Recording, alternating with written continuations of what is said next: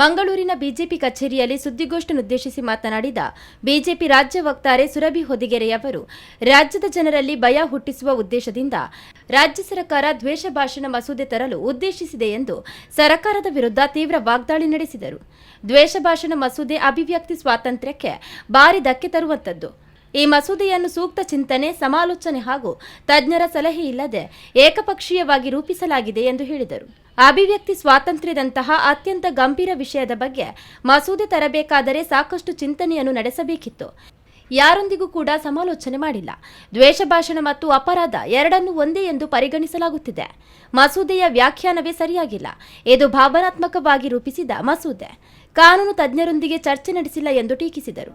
ರಾಜ್ಯದಲ್ಲಿ ಸುಳ್ಳು ಸುದ್ದಿಗಳನ್ನು ಪತ್ತೆ ಹಚ್ಚುವ ಹೆಸರಿನಲ್ಲಿ ಐಟಿ ಇಲಾಖೆಯಲ್ಲಿ ಸತ್ಯ ಪರಿಶೀಲನಾ ಘಟಕವನ್ನು ಸ್ಥಾಪಿಸಿದ್ದು ಪ್ರಿಯಾಂಕ್ ಖರ್ಗೆ ಅವರ ಮುಂದಾಳತ್ವದಲ್ಲಿ ಎಂದು ಅವರು ಹೇಳಿದರು.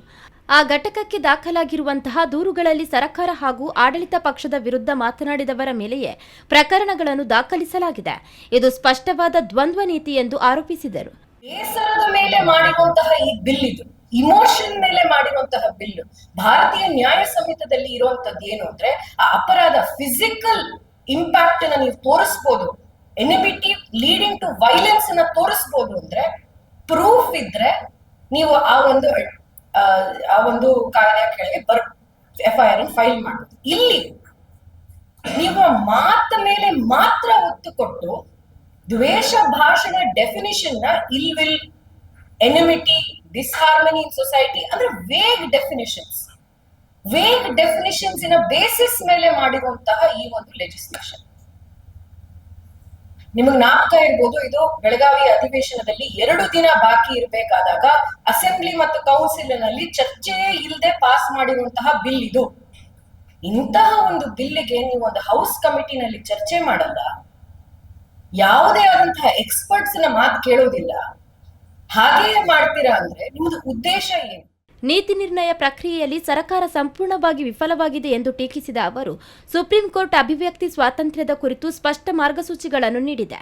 ಯಾವುದೇ ಮಸೂದೆ ತರಬೇಕಾದರೆ ತಡೆಗಟ್ಟುವ ಕ್ರಮಗಳು ಹಾಗೂ ನೀತಿ ಪರಿಶೀಲನೆಗಳನ್ನು ಪಾಲಿಸಬೇಕು ಎಂದು ಹೇಳಿದೆ.